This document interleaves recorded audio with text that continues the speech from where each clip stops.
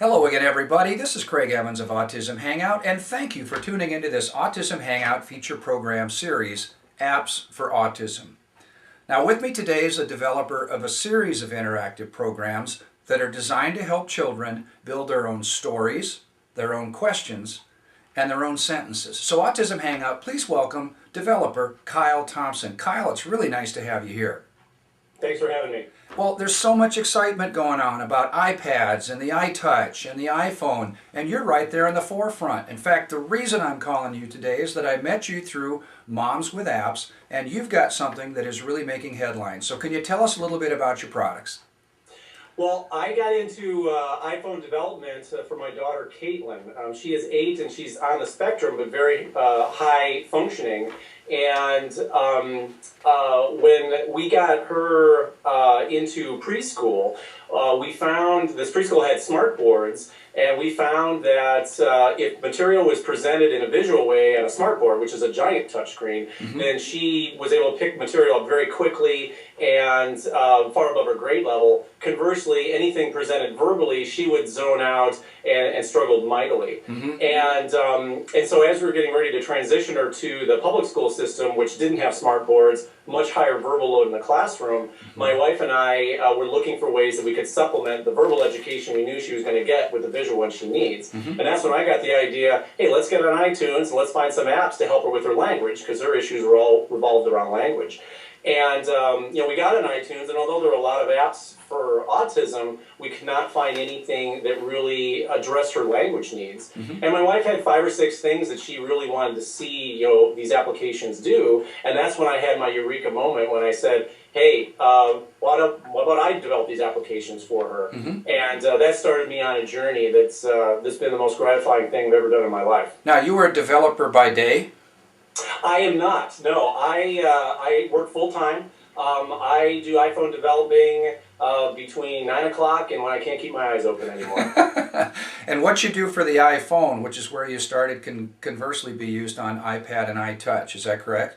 That is correct. What I did in my applications, I started off with the iPhone because I got into this about 18 months ago and there was there wasn't an iPad back then. But what I did is I ported them over to the iPad, but the iPad has so much bigger screen that I actually changed the applications a little bit, because with what I'm trying to do here, if you just take an iPhone app and run it on an iPad, images get fuzzy, text gets fuzzy, and it's not as big as it could be. So I actually have separate apps between the two so I can really take advantage of everything the iPad has to offer. There's a lot of energy around that right now. Well, let's take a look at some of your products. Is that okay? Yeah, that's great.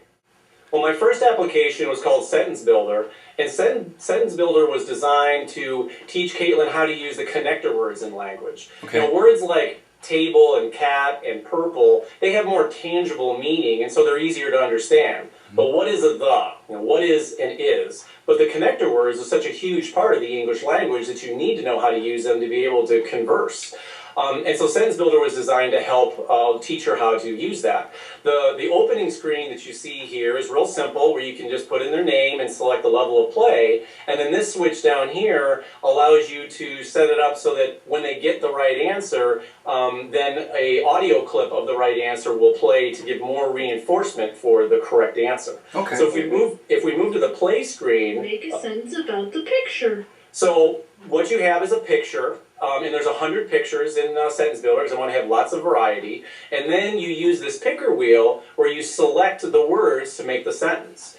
In this case, the subject is always fixed, so we know, regardless of the level, that this is a sentence about the flowers. And then you use the picker wheel and you select the proper words, the proper connector words. So in this case, those flowers are pretty. And then you hit the select button, and when you hit the select button, this is a real important part, then an encouragement animation comes up. We bought a lot of software for Caitlin over the years, and this is the one thing I felt was really lacking, something fun that would really be engaging and make her want to play. It's the prize. So I hit the select button.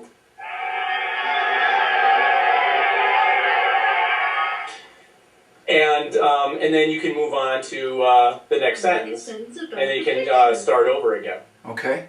Now, you said there's 100 pictures in here. Can anybody customize this? that is something that I'm working on, but it's not custom. You can't customize it quite yet. Okay. Again, I do this from 9 to midnight, and there's some pretty serious coding on there. So Oh, I get that. And this is Sentence Builder. This is the first of three products. This is Sentence Builder, right? So yeah, and that's the application. Pretty simple, and it's drilling the connector words. So. Excellent. Okay, now this product is called Question Builder. Yeah, and Question Builder was designed to address a completely different issue.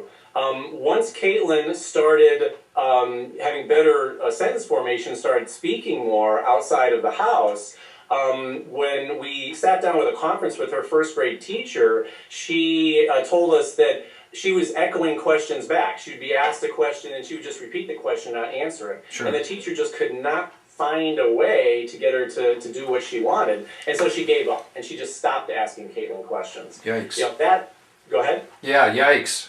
Yeah, and the exact opposite of what we want. So that night I got home and I started working on Question Builder.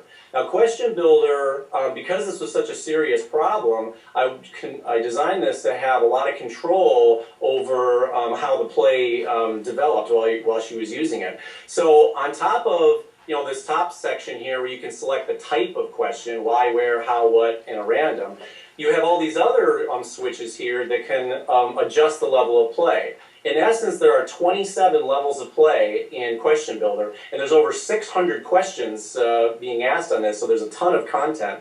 And at the lower levels, you have questions that are very direct about what you see in the picture, and lots of visual cues on the screen. And at the higher levels, the questions are more abstract, and all the visual cues have been taken away. Now, I noticed with this and the other, you've titled, this is the setup screen, by the way, so you've titled the student name. Are you seeing teachers buying this as much as parents and caregivers? I am seeing, I think, more teachers buying this than parents. At least I get more feedback from teachers that gives me visibility as to who's buying it. Okay. And so yeah, speech language pathologists, teachers, and parents. Okay. Let me move on to the play screen here.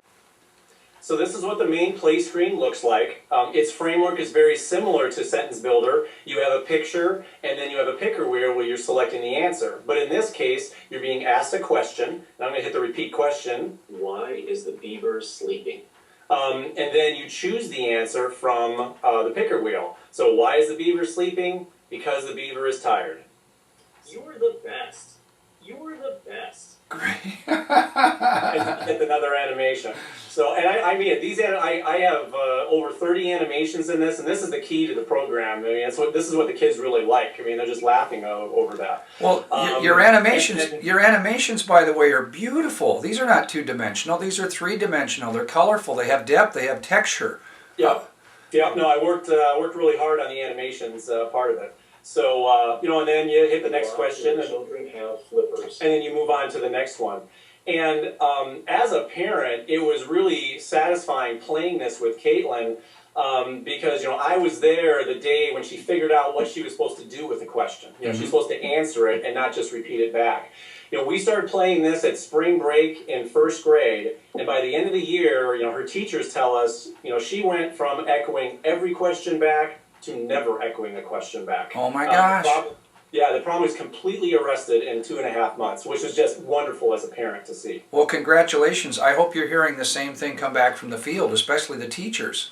I am. Yeah, a lot of speech language pathologists have gotten in contact with me and said really great things about this program. And the 600 questions, and this has 1,300 audio clips. And the reason why I did that is, and I think this is true with a lot of spectrum kids, is that they're geniuses. And Caitlin has a photographic memory, we believe, and so I have so much content at this because I was afraid she was just going to memorize the answers and not really think about it, and so I just threw a ton of content at her to make sure that didn't happen. So yeah, that's Question Builder. Okay, we've looked at Sentence Builder and Question Builder. Now we're going to look at Story Builder. So Story Builder you can think of as a continuation of Question Builder. In Question Builder, a question is asked about a picture, and you pick the answer from a list. In Story Builder, I take away that last crutch, because in Story Builder, there is no right answer. Instead, you get to record the answer in your own voice. Wow. So on this screen here, again, this is the setup screen where you can select the level of play and then a number of visual cues and how much visual help you want to have on the screen. And if I move to the play screen, What time of day is it? so you have the picture and then you have a question, and then this is optional where you can have the first few words of a potential answer to get the student started. So if I hit the record button, it is nighttime. And then you can play the answer back. It is nighttime. And then you go on to the next question. Where is the boy? The boy is in bed at a camp. Why is he crying? He is crying because he misses his mom, his dad, and his brother. When will he go home? He will go home next week when the camp is done. And then, so after you've answered all the questions, then I stitch all of the answers together into a continuous narrative. So I'm going to hit the play story button. It is nighttime. The boy is in bed at a camp. He is crying because he misses his mom, his dad, and his brother. He will go home next week when the camp is done. And then you move on to the next picture. What time of year is it? The thing with Story Builder that I found interesting when I was doing some testing of this is, one, the Spectrum kids that played it were enthralled with it. I mean, just laughing and giggling hysterically as they were playing. But their non-Spectrum siblings enjoyed playing just as much. You know, something about being able to record and then hear your own voice back is just a real turn-on for kids of all ages.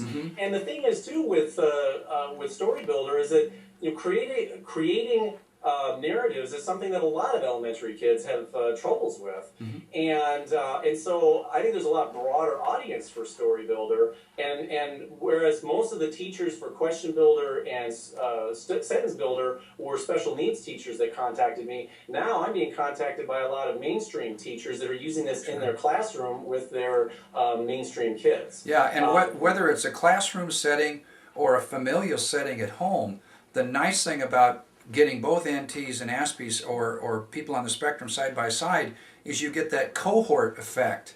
You get the older kid or the NT teaching the child on the spectrum. Well, that's what, like, my best friend from college, I visited him in Chicago, and he's got two boys. One is pretty severely autistic, and then a non-spectrum kid, child. And they were playing together, and they were trading off. Like, one would answer one question, and then they traded off, the other would ask the question. And they were just having a grand time. It was kind of a bonding moment for the two brothers. Oh my gosh, that's a what a fabulous testament that was. Yeah, no, I mean, it was, well, and the thing is that the kids had so much fun playing this. You know, while playing Question Builder with Caitlin was really satisfying as a parent, Story Builder was just flat fun. I mean, you know, watching my two kids rolling on the ground, pounding their fists on the floor, they're laughing so hard, it's just a lot of fun to play. And they actually are both getting something out of it. So, yeah, it's been a lot of fun. Where can people go to get more information on the product and about you? Okay. To buy the applications, you go to the iTunes store, and if you type in either Sentence Builder, Question Builder, Story Builder, the apps will come up. Also, if you type in Autism, all three applications will come up on the first or second screen.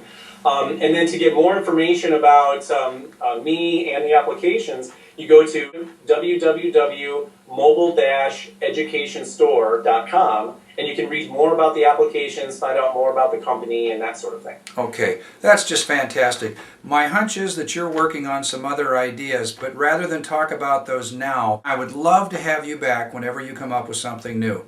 And I do. I have two new things I'm working on currently, so I'm sure I will be.